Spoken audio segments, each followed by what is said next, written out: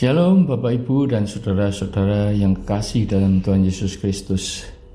Marilah kita kembali mempelajari firman Tuhan, dan sebelumnya kita akan menghampiri hadirat-Nya. Bapa kami yang ada di dalam kerajaan surga yang mulia, terima kasih ya Tuhan, kami selalu bersyukur atas berkat-Mu, atas pemeliharaan-Mu, atas kemurahan-Mu dalam hidup kami sehari-hari ya Tuhan.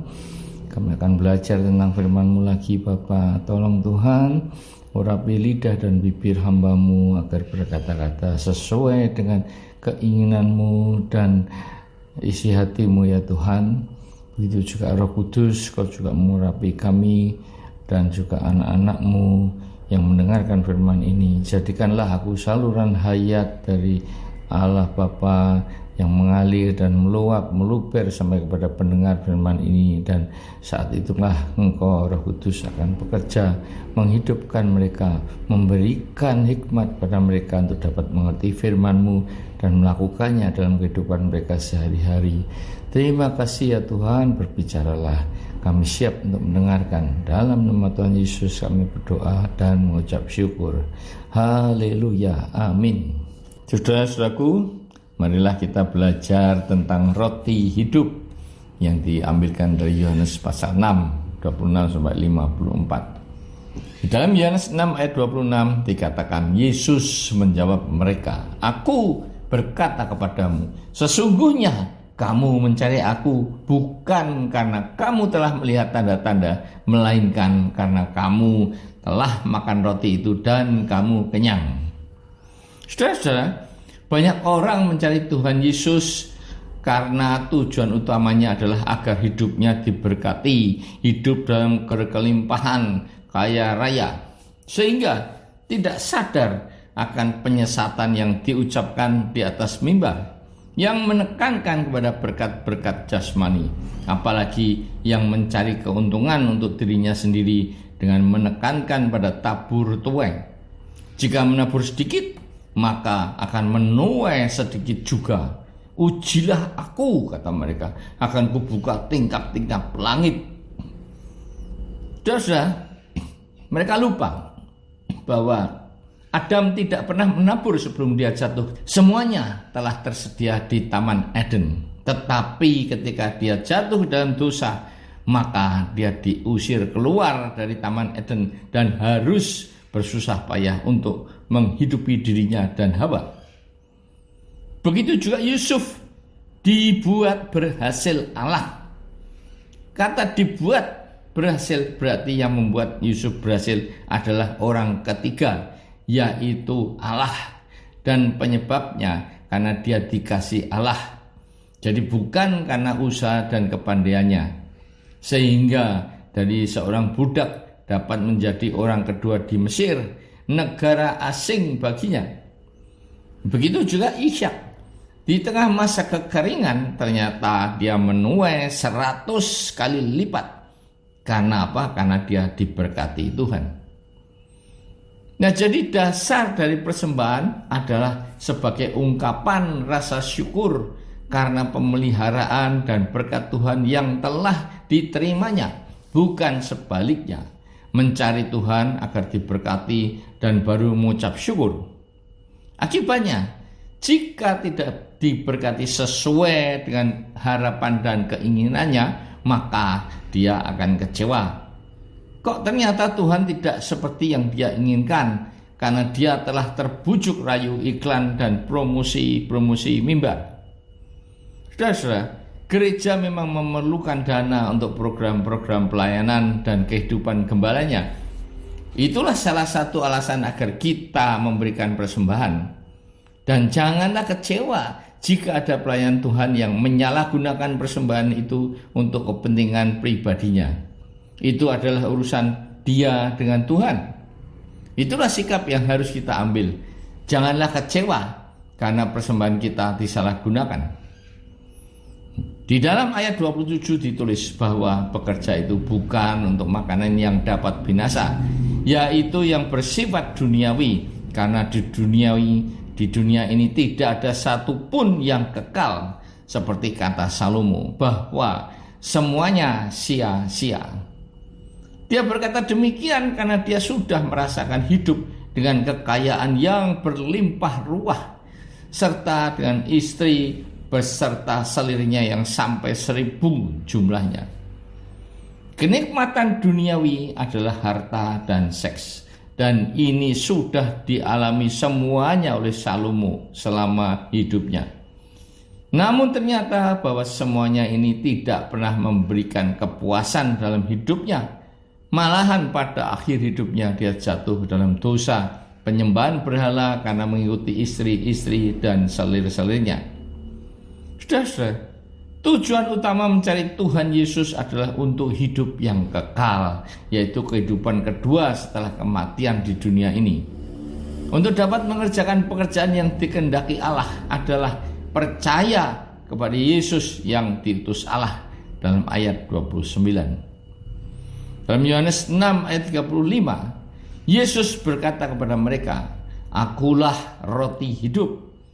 Barang siapa datang kepadaku, ia tidak akan lapar lagi. Dan barang siapa percaya kepadaku, dia tidak akan haus." Saudara-saudara, manusia harus makan dan minum agar dapat hidup. Yesus mengaku bahwa dia adalah roti hidup yang turun dari surga, dan dia juga adalah air hidup itu sendiri. Roti hidup itu adalah dagingnya, dan air hidup itu adalah darahnya. Sehingga jika kita tidak makan dagingnya dan minum darahnya, maka berarti tidak akan mempunyai Yesus agar hidup di dalam diri kita. Kita akan mempunyai hidup yang kekal dan akan dibangkitkan pada akhir zaman dalam ayat 53 dan 54. Apakah yang dimaksudkan Yesus dengan makan dagingnya dan minum darahnya? Ini dilakukan pada waktu perjamuan kudus, di mana roti yang dimakan merupakan daging Kristus dan anggur yang diminum adalah darahnya. Namun ada syaratnya untuk dapat mengikuti perjamuan kudus, seperti dalam 1 Korintus 11 ayat 27 dan 28. Jadi barang siapa dengan cara yang tidak layak makan roti atau minum cawan Tuhan, ia berdosa terhadap tubuh dan darah Tuhan. Karena itu hendaklah tiap-tiap orang menguji dirinya sendiri, dan baru sesudah itu ia makan roti dan minum dari cawan itu. Saudara-saudara, ayat-ayat ini mengingatkan saudara dan saya untuk tidak mengambil bagian dalam perjamuan kudus jika masih hidup dalam dosa. Karena itu tidak layak di hadapan Tuhan, malahan akan mendatangkan kutuk bagi saudara dan saya. Karena itu bercerminlah dan mawas diri, apakah saudara dan saya layak atau tidak untuk ikut perjamuan kudus.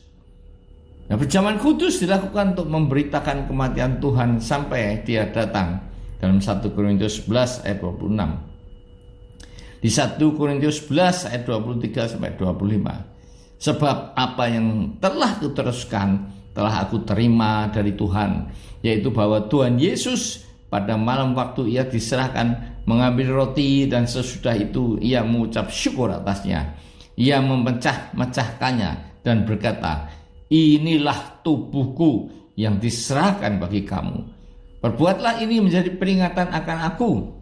Demikian juga ia mengambil cawan sesudah makan, lalu berkata, "Cawan ini adalah perjanjian baru yang dimeteraikan oleh darahku. Perbuatlah ini setiap kali kamu meminumnya menjadi peringatan akan aku." Saudara, ini adalah pengakuan Tuhan Yesus sendiri bahwa roti yang dipecah-pecahkan dan anggur yang diminum dalam perjamuan kudus adalah daging dan darahnya sendiri. Sehingga ketika mengikuti perjamuan kudus, janganlah hanya menganggap bahwa itu hanyalah roti dan anggur biasa. Saudara-saudara, daging dan darah Kristus itu harus kita cerna agar menjadi sumsum dan mengalir dalam darah kita, yang akan membawa hidup kita di dalam Yesus, dan dia hidup di dalam kita menjadi benih ilahi, seperti dalam 1 Yohanes 3 ayat 9. Setiap orang yang lahir dari Allah tidak berbuat dosa lagi, sebab benih ilahi tetap ada di dalam dia, dan ia tidak dapat berbuat dosa lagi karena ia lahir dari Allah. Saudara, Allah itu roh, maka yang dilahirkan oleh Allah adalah roh yang menjadi baru setiap hari. Sedangkan manusia daging akan melahirkan daging, dan keinginan daging lebih kuat daripada keinginan roh. Karena itulah manusia berbuat apa yang tidak diinginkannya. Akan tetapi Yesus dan Roh Kudus yang di dalam kita akan memampukan dan mengingatkan kita untuk tidak berbuat dosa lagi. Di dalam ayat 54, Yesus juga menjanjikan hidup yang kekal dan kebangkitan. Tuhan Yesus, kami akan makan dagingmu dan minum darahmu, yaitu ketika mengikuti perjamuan kudus sebagai peringatan akan kematianmu. Tinggallah di dalam kami dan kami tinggal di dalam kamu, sehingga akan memampukan kami dan mengingatkan kami untuk tidak berbuat dosa lagi dan hidup menuruti keteladanmu, yang akhirnya kami dapat hidup kekal di surga bersamamu. Tuhan, kami berdoa bagi mereka yang masih hidup di dalam dosa agar bertobat setelah mendengarkan firman ini, agar dijamah oleh Roh Kudus sehingga mereka layak untuk ikut dalam perjamuan kudus bersamamu, duduk semeja. Kami berdoa juga bagi mereka yang sedang sakit, tolong berbelas kasihanlah kepada mereka seperti Engkau menyembuhkan bermacam-macam penyakit karena belas kasihan. Dan bagi mereka yang sedang mengalami masalah, tolong Tuhan berikanlah mereka kekuatan untuk menanggungnya, dan berikanlah jalan keluar seperti janjimu, karena Engkau adalah Allah yang adil dan setia. Begitu juga yang sedang mengalami masalah dalam keluarga dan keuangannya. Dalam nama Tuhan Yesus kami berdoa dan mengucap syukur. Haleluya. Amin.